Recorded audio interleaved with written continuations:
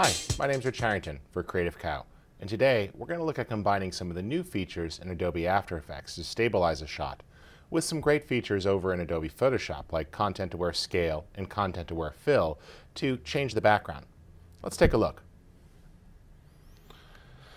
So I have a shot here, and I am going to drop it into a new composition, and we're just going to work with a short section of the shot here to cut it down a little bit. We'll just change our comp duration here. We'll go for 3 seconds. That's a good length for the use of this particular shot. And we'll just slip this shot so we have the portion we want.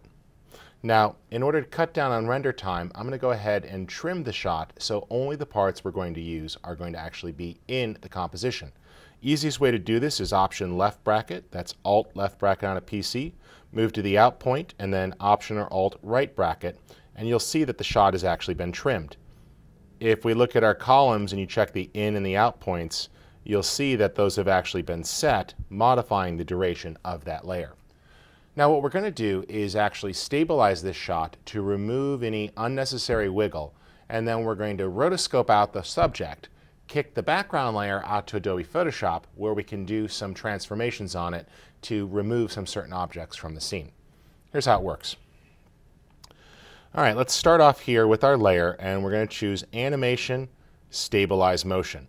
Now, the Warp Stabilizer is new in After Effects CS 5.5, so if you're not using with 5.5, you can download a 30-day demo from Adobe's website and try it out, or you can use another stabilizing technique that you're comfortable with that's available in the older version. Now, when we apply this, it goes ahead and it analyzes, and you'll see here the first step is analyzing the background, and it gives you a countdown on the frames. We're going to go ahead and let that finish processing, and we'll rejoin this in just a second. Once the layer is stabilized, we're going to actually render that out and then re-import it back in. The reason why is I want to do some rotoscoping on that stabilized layer.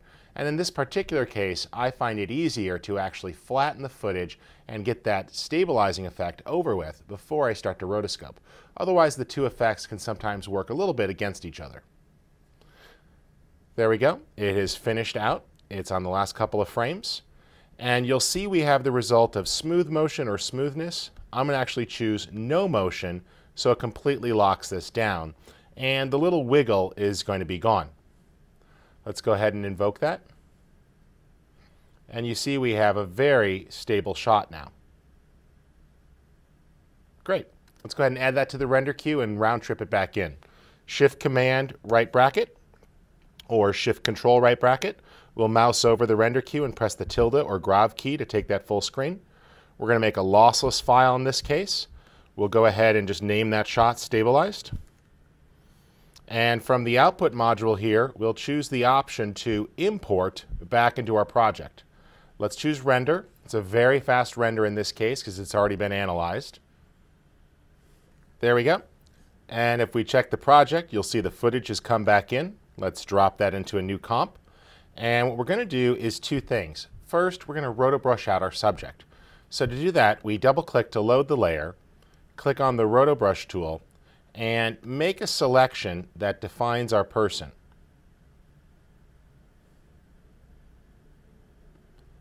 It analyzes and does a pretty good job.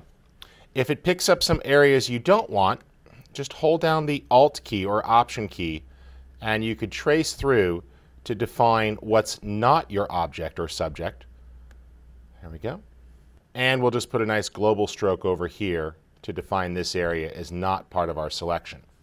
Now you'll notice that the roto brush by default applies 20 frames backwards and 20 frames forward from the current time indicator. So if you want that applied to the whole clip, you're going to need to drag that out so it applies to the entire duration. And then jump forward and let it propagate. But what you'll see is after it goes through and analyzes the frames, that for the most part, it does a pretty good job of actually finishing out and finding the subject all the way through. And if it didn't, it'd be very easy to go back through and just adjust the roto brush settings to paint in or paint out more of what you need. Notice there the green bar propagates to show us the progress. And so far, it's done a pretty good job of picking up those edges. I'm going to actually switch back to the whole comp here while that finishes. And what I want to do is spit out a copy of the background. Pretty simple. Let's just drop in another copy of the footage back there. This one does not have the roto brush on it. You see we could toggle visibility off and on. And on the roto brush layer there, to finish this out, I'm going to turn on the option to refine the matte, and we'll go ahead and feather it a little bit more and smooth it out. And I can actually adjust the choke in or out to constrain it as needed. There we go. What we'll do now is spit out a copy of the background. Since the shot is stabilized and there's not much motion back there, I can export a still frame that I could touch up in Photoshop as needed. There we go. We'll say Composition, Save Frame As, File. And what it does is it's going to make a graphic file. If we mouse over the render queue there, you'll see it's added as a Photoshop file. It's got its name. And from the output module options, we could choose to go ahead and import that back into the project and click render. And it's done since it's just a single frame. Let's go back to our project, and while the roto brush is finishing out, I'm just going to park that down at the end down there and let it go ahead and finish out its roto work. There we go. We can go ahead up in the project panel here, select our still file, and press Command E for Edit Original, which will take us into Adobe Photoshop. So that still background layer is now open in Photoshop where we can modify it. Let's go ahead and do a little bit of adjustment work here using some content-aware scale and content-aware fill. In this particular case, we are going to obscure some of the religious symbols. Now, I want to be perfectly clear, we're just using this as an example of demo footage. This is not a statement about any one religion, but often in broadcast standards, you may have a client request to minimize or back down elements in the background of a scene. In this case, we're going to remove a particular statue that we don't have clearances to show. Here's how we could do it. Let's go ahead and make a quick selection here. And one of the things we'll do is use the quick selection tool, and it does a pretty good job of detecting edges. If it goes too far, you can always just hold down the Option key to subtract. There we go. And we're just trying to tighten that up to the edge there. Doing a pretty good job.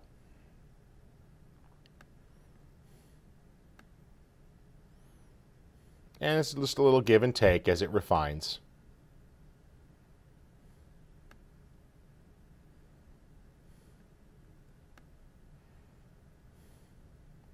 And remember, you always have the Refine Edge command.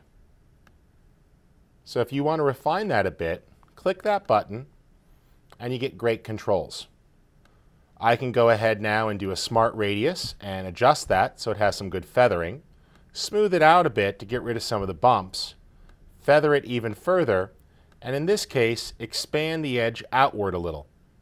When I'm ready, I'll click OK, and you see I get a pretty good selection. A couple of stray pixels, so with the Marquee tool and the Option or Alt key, we could just subtract those. And what we'll do now is just expand that a little bit more by, say, 10 pixels to grow it.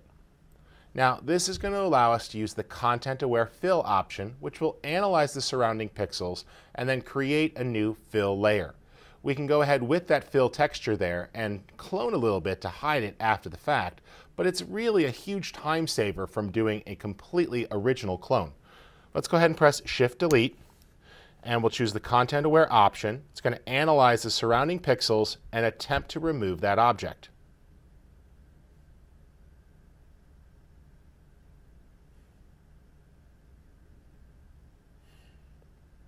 There we go. Deselect. You see it did a pretty good job. It created sort of a soft texture back there, randomly sampled some of the surrounding pixels, did a good job of preserving this texture.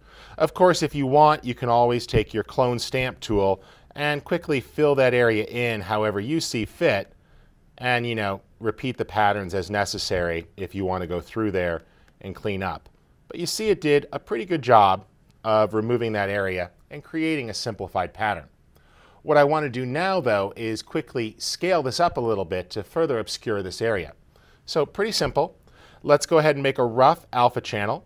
We'll go ahead here and we'll simply protect this area, and we'll do that by making a gradient. So over in our alpha channels area, select the alpha channel, and we'll go from the edge of the fence to that texture to create a transition zone. Now in this particular case, our alpha channel is backwards, so easy enough, we could just press Command I. White protects, black doesn't protect. So we have our alpha channel. White is going to protect, black is not going to protect. Just turn that alpha channel off, go back over to Layers, double click so this is actually a floating layer, and now you could choose Edit, Content Aware Scale.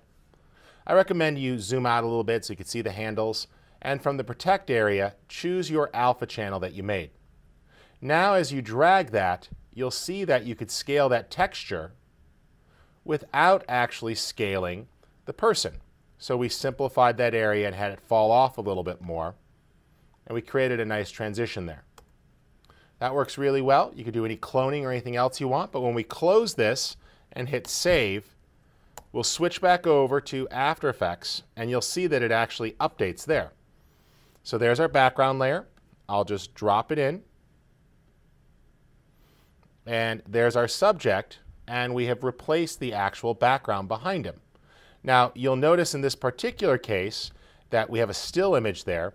All I'm going to do is add a mask to that layer. So we'll just double click to add our mask, Command T for free transform, and I can just pull that over to that area or so, adjust it up a little bit as needed.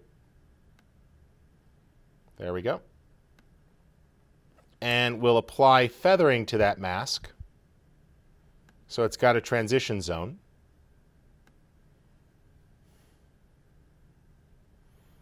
And remember, you can always expand or contract the mask as needed. So there we have our subject who's been rotoscoped out, our original background, and our distorted still image to sort of do set extension there and simplify things down. And as we jump through that comp there, you see all those pieces meshed together.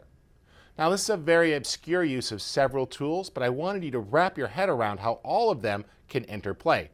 You can use Content-Aware Fill to quickly remove objects or get a jump start on your cloning. You can use Content-Aware Scale to selectively distort. And of course, the Roto brush can be used to simply remove an object from its own background so you can further tweak that background with areas like object removal or even adjusting the focus or exposure. For Creative Cow, my name's Rich Harrington.